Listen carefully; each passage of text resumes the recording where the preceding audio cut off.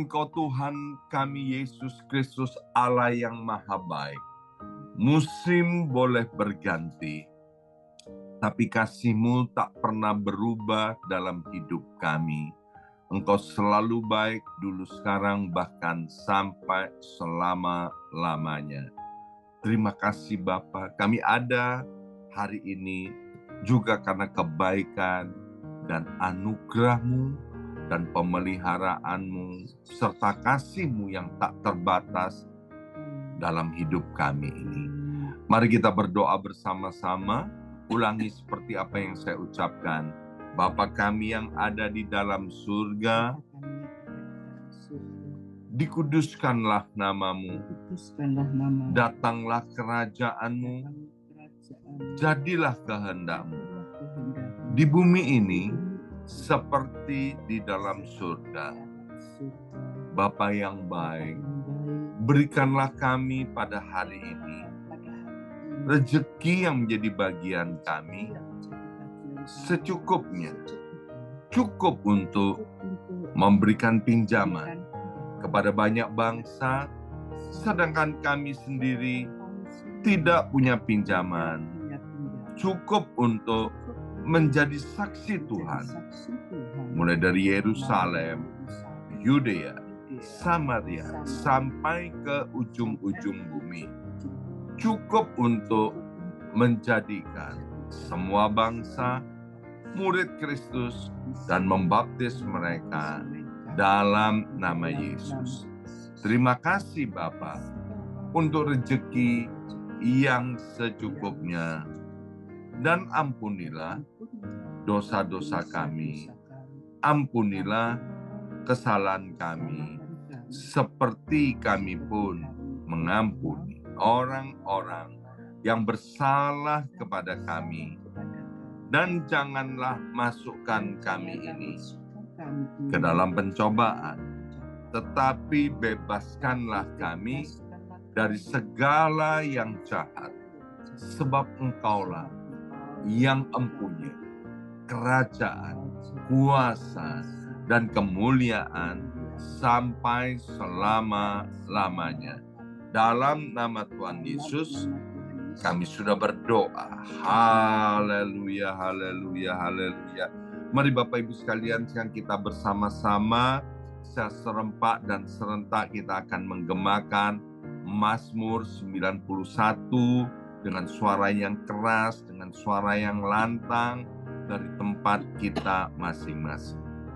Alkitab berkata, mati dan hidup dikuasai oleh lidah. Siapa suka menggemakannya akan memakan buahnya. 2, 3. Mazmur 91. Orang yang duduk dalam lindungan yang maha tinggi dan bermalam dalam naungan yang maha kuasa akan berkata kepada Tuhan, tempat perlindunganku dan kubu pertahananku, Allahku yang kupercayai. Sungguh Tuhanlah yang akan melepaskan aku dari jerat penangkap burung dan dari penyakit sampar yang busuk. Dengan kepaknya Tuhan akan menudungi aku. Di bawah sayapnya aku akan berlindung. Kesetiaan Tuhan ialah perisai dan pagar tembok. Amin, amin, amin. Terjadi di dalam nama Tuhan Yesus. Aku tak usah takut terhadap kedahsyatan malam, terhadap panah yang terbang di waktu siang, terhadap penyakit sampar yang berjalan di dalam gelap, terhadap penyakit menular yang mengamuk di waktu petang.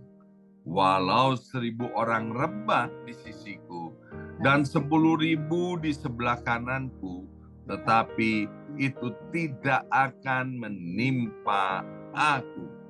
Aku hanya menontonnya dengan mataku sendiri dan melihat pembalasan terhadap orang-orang fasik. Sebab Tuhan ialah tempat perlindunganku, yang maha tinggi telah kubuat tempat perteduhanku. Amin, amin, amin. Terjadi di dalam nama Tuhan Yesus. Malapetaka tidak akan menimpa aku, dan tulah tidak akan mendekat kepada kemahku. Sebab malaikat-malaikat Tuhan akan diperintahkan oleh Tuhan kepadaku untuk menjaga aku di segala jalanku. Para malaikat Tuhan akan menatang aku di atas tangannya, supaya kakiku jangan terantuk kepada batu.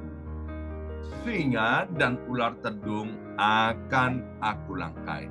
Aku akan menginjak anak singa dan ular naga. Amin, amin, amin. Terjadi di dalam nama Tuhan Yesus. Sungguh hatiku melekat kepada Tuhan, maka Tuhan akan meluputkan aku. Tuhan akan membentengi aku, sebab aku mengenal nama Tuhan. Bila aku berseru kepada Tuhan, Tuhan akan menjawab. Tuhan akan menyertai aku dalam kesesakan. Tuhan akan meluputkan aku dan memuliakan aku. Dengan panjang umur akan Tuhan kenyangkan aku, dan akan Tuhan perlihatkan kepadaku keselamatan daripadanya. Amin, amin, amin.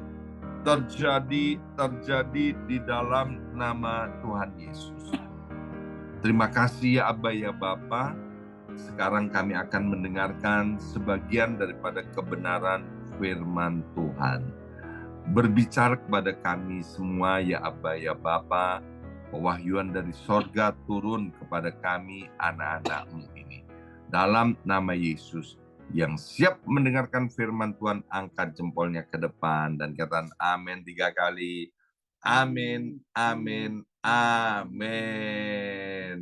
Salam kebangkitan, salam penuaian. Semangat pagi,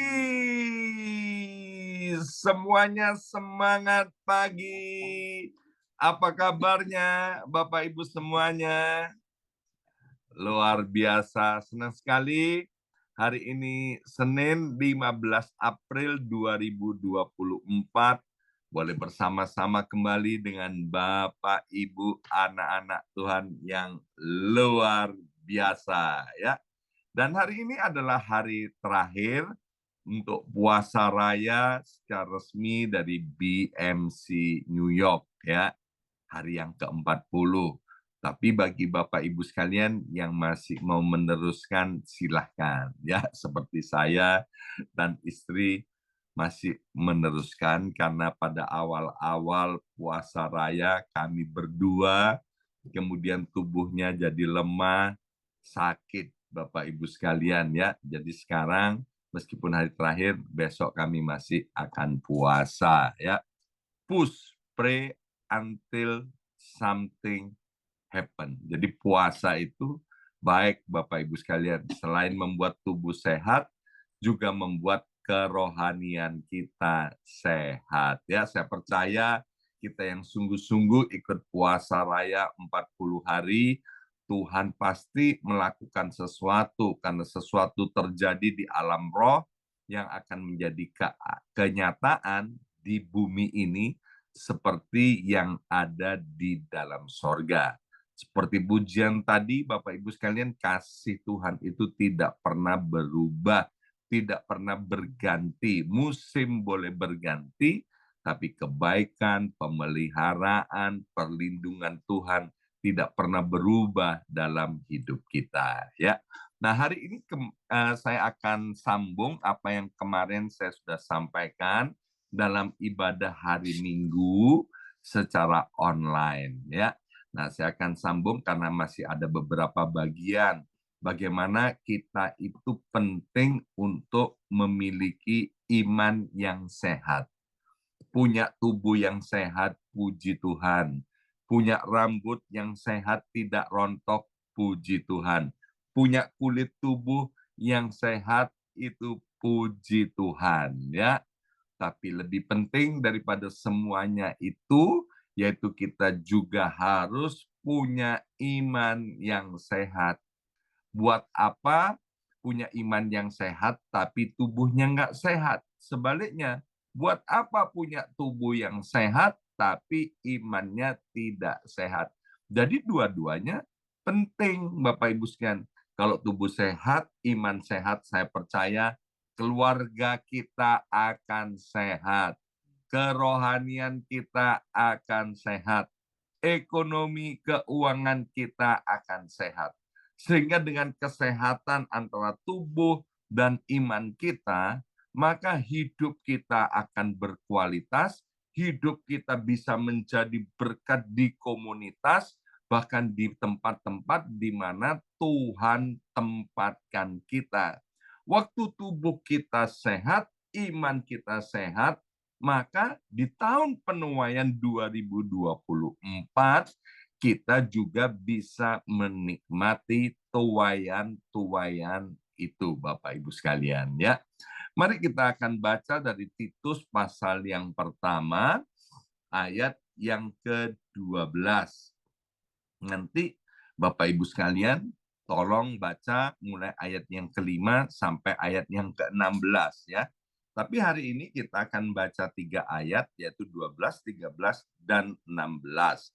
Seorang dari kalangan mereka, nabi mereka sendiri pernah berkata, dasar orang Kreta, pembohong, binatang buas, pelahap yang malas. Ya, ini julukan kepada anak-anak Tuhan atau orang percaya di suatu kota yang bernama Kreta. Ya.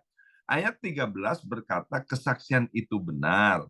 Karena itu tegurlah mereka dengan tegas supaya mereka menjadi sehat dalam iman. Ya.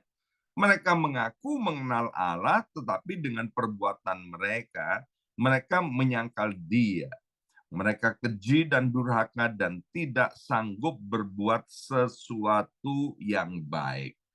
Saya sering bilang begini, dari buahnya kita tahu pohonnya. Orang-orang di Kreta ini, mereka mengaku mengenal Allah, tapi buahnya kelihatan. Mereka itu pembohong, binatang buas, ya, julukannya itu aduh nggak enak banget. Ya, bahkan ada peninggalannya sampai hari ini, itu orang Kreta itu dibuatin patung. Patungnya ya itu setengah banteng dan setengah manusia. Itu gambaran orang Kreta. Karena mereka itu jahat, kejam, tidak punya belas kasihan, dan kemudian kasarnya ampun-ampun Bapak Ibu sekalian. Kenapa? Dia mengenal Allah, mengaku mengenal Allah, tapi tingkah lakunya seperti itu. Alkitab memberitahukan bahwa orang-orang di Kreta itu ternyata imannya tidak sehat. Ya, kemarin saya sudah sampaikan yang pertama, bagaimana supaya kita itu memiliki iman yang sehat, yaitu kita harus mengenal Tuhan dan firman-Nya ya. Kalau kata mengenal tentu bergaul ya. Bergaul artinya bukan 1-2 kali tapi terus-menerus.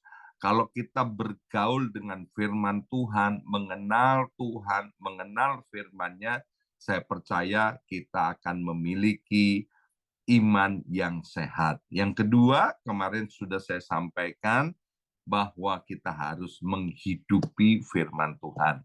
Melakukan firman Tuhan itu dalam kehidupan sehari-hari. Kekristenan itu yang paling sulit dilakukan oleh pendeta, oleh hamba Tuhan, maupun oleh jemaat, yaitu melakukan firman Tuhan, menghidupi firman Tuhan dalam kehidupan sehari-hari.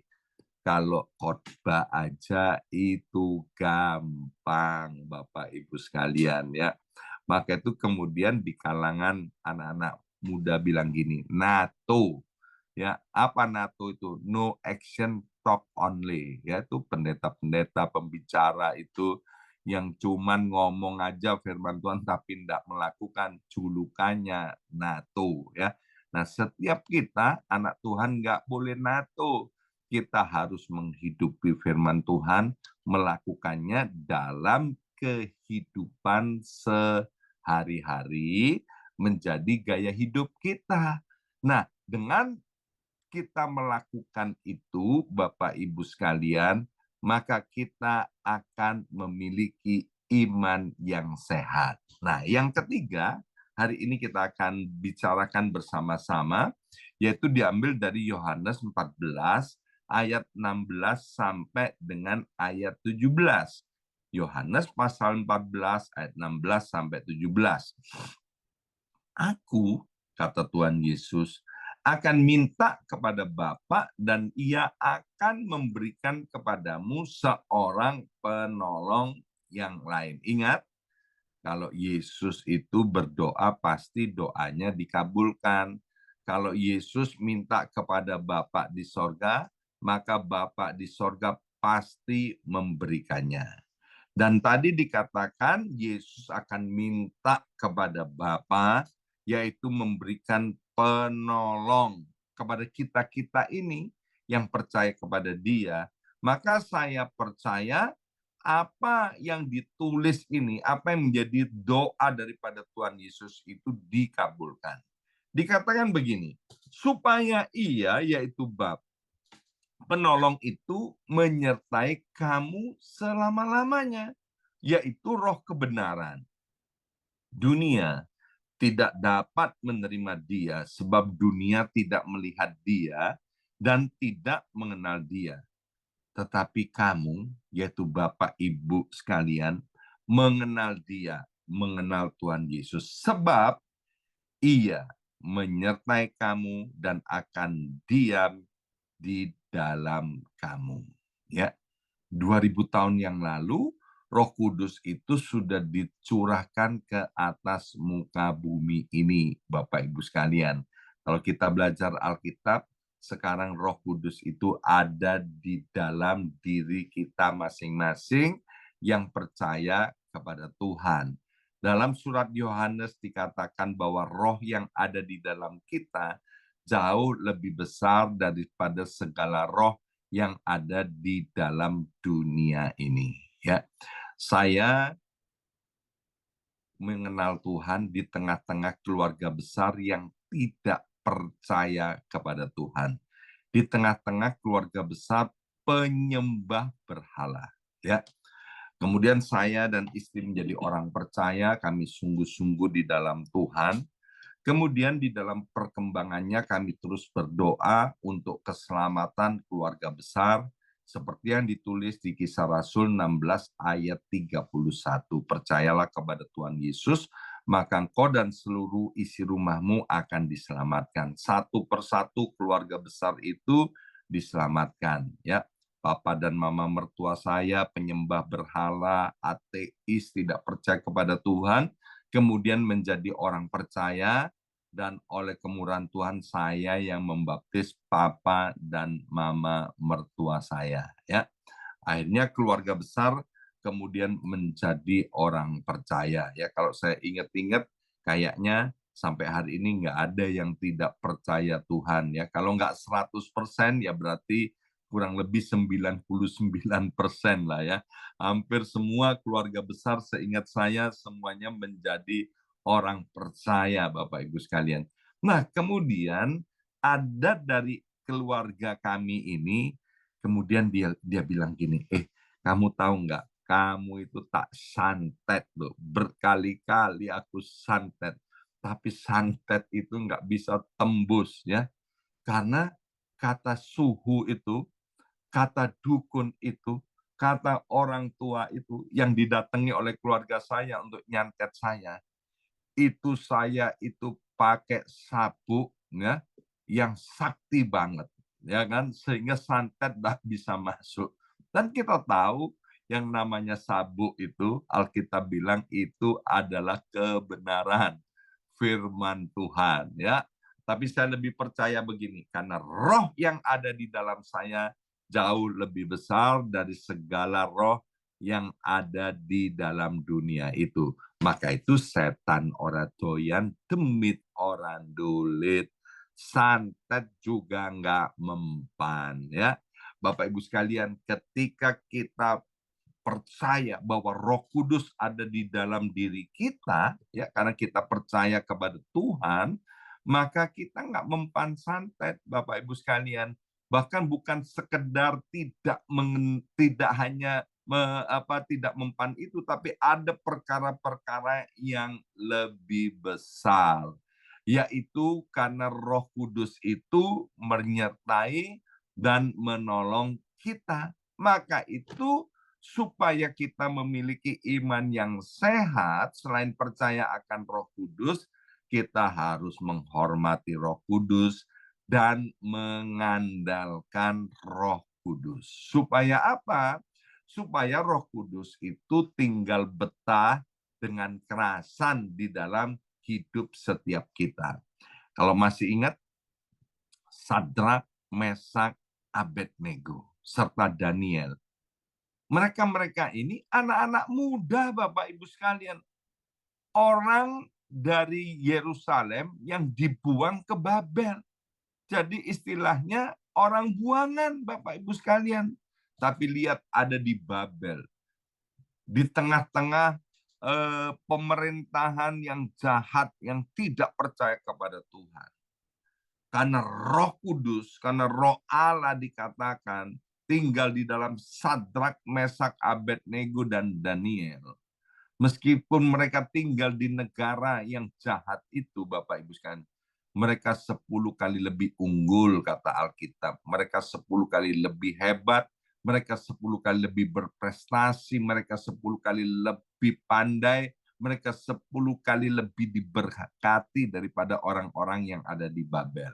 Maka itu andalkan Roh Kudus, Bapak Ibu sekalian. Saya percaya kita yang ada di New York, kita yang ada di Las Vegas, kita yang ada di Delaware, kita yang ada di New Jersey, kita yang ada di Jakarta, di Surabaya, di Pandaan, di Bandung, dimanapun Bapak Ibu berada. Kalau Roh Kudus tinggal di dalam kita, kita menghormati dan mengandalkannya, maka kita pun menjadi pribadi-pribadi yang unggul. Kenapa? Karena kita memiliki iman yang sehat. Jadi iman yang sehat yaitu mengandalkan Roh Kudus. Di New York, kalau ada teman-teman tamu datang ke New York dan tinggal beberapa hari, maka salah satunya saya bilang kamu harus coba itu ayam goreng dari Chick-fil-A, ya kan? Di situ jual sandwich ayam juga, itu produk ayam, ya.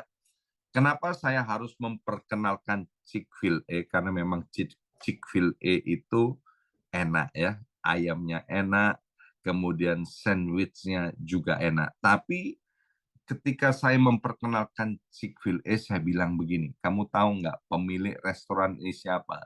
Pemilik restoran ini yang jelas bukan saya, ya kan? Tapi saya bilang, pemilik restoran ini adalah seorang guru sekolah minggu di Atlanta, namanya Stuart Cathy, ya. Dia cinta Tuhan luar biasa, dan dia mengandalkan Tuhan, mengandalkan Roh Kudus. Sehingga kemudian restorannya menjadi berkembang luar biasa. Dan Bapak Ibu tahu, itu keuntungan daripada Chick-fil-A sebagian itu disumbangkan atau didonasikan untuk perkembangan pekerjaan Tuhan. Dan kalau hari Minggu, restoran ini spesial tutup, Bapak Ibu sekalian, dia nggak mau buka. Ya bahkan beberapa waktu yang lalu luar biasa, ada demo Bapak Ibu sekalian untuk Chick-fil-A. Demonya apa? Minta supaya hari Minggu nggak boleh tutup ya. Saking enaknya makanan dari restoran itu, tapi pemilik restoran itu tidak goyah ya. Di mall, di bandara yang seharusnya nggak boleh tutup, restoran ini apa? Restoran ini tetap tutup kalau hari Minggu. Tapi behind semuanya itu nama Tuhan dipermuliakan karena Chick-fil-A ini mengandalkan Roh Kudus.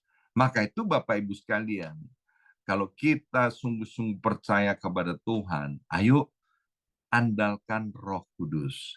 Maka saya percaya jalan hidup Bapak Ibu sekalian akan seperti cahaya fajar pada pagi hari yang semakin terang hingga rembang tengah hari. Dan yang selanjutnya, Bapak Ibu sekalian, mari kita baca dari Ibrani pasal 10 ayat 25. Ibrani pasal 10 ayat 25, janganlah kita menjauhkan diri dari pertemuan-pertemuan ibadah kita seperti dibiasakan oleh beberapa orang. Tetapi marilah kita saling menasihati dan semakin giat melakukannya menjelang hari Tuhan yang mendekat. Bapak Ibu sekalian, memiliki iman yang sehat berarti sebagai orang yang percaya kita suka bersekutu dengan sesama orang percaya. Rasul Paulus bilang begini kepada jemaat di Korintus, pergaulan yang buruk akan merusak kebiasaan yang baik menjadi buruk. Jadi penting sekali untuk kita ada di kumpulan orang-orang percaya. Arang itu, Bapak Ibu sekalian, arang ya. Kalau arang ini menyala, kemudian ada satu arang dikeluarkan dari kumpulannya, maka arang yang dikeluarkan dari kumpulannya itu arangnya cepat mati. Ya, demikian juga ketika kita sebagai orang percaya, kita keluar dari persekutuan orang percaya, maka iman kita akan menjadi sakit dan kemudian akan mati. Jadi di sini dikatakan kalau kita ada di dalam persekutuan orang-orang percaya, disitulah akan ada yang namanya nasihat. Ya, jadi kita nggak boleh bilang begini, seperti ada beberapa orang bilang, males ke gereja. Orang gereja itu kepo, orang gereja itu usil, ya kan? Suka tanya ini itu. Padahal Bapak Ibu sekalian, di dalam persekutuan itu kalau ada orang yang usil, orang yang tanya ini dan itu, kita mesti bersyukur ya. Karena itu adalah kesempatan untuk kita mengoreksi diri. Karena kita tuh nggak bisa melihat diri kita sendiri, Bapak Ibu sekalian.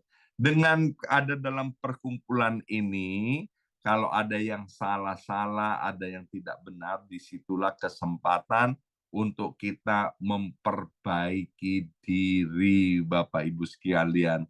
Sehingga dengan demikian kita memiliki iman yang sehat. Ya, ada banyak tokoh terkenal di tengah-tengah kesibukannya, Bapak Ibu sekalian. Mereka bilang begini, ini waktunya ibadah, aku harus ibadah. Aku harus bersekutu dengan sesama anak Tuhan. Sebab ketika aku bersekutu, maka disitulah aku akan mengalami kekuatan. Ingat, besi menajamkan besi, manusia menajamkan sesama.